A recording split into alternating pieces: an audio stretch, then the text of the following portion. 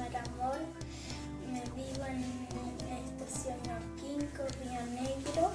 En la ciencia, el azul el cielo, el verde la naturaleza, el rojo la sangre mapuche, en el amarillo el sol, la vida y las cuatro puntas del sol y el año.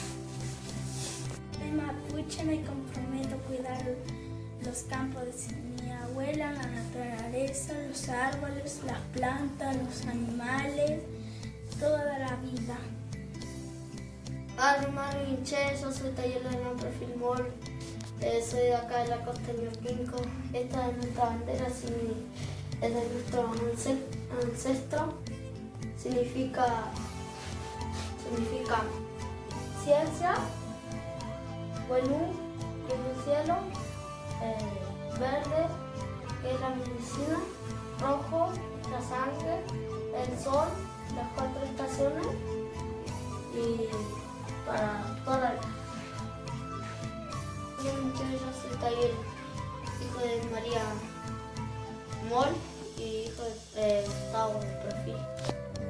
Yo tengo dos hermanos, pero me comprometo a cuidar toda la tierra y los animales, el caballo, el avestruz, la liebre, los patos, los perros, piche y todos los animales.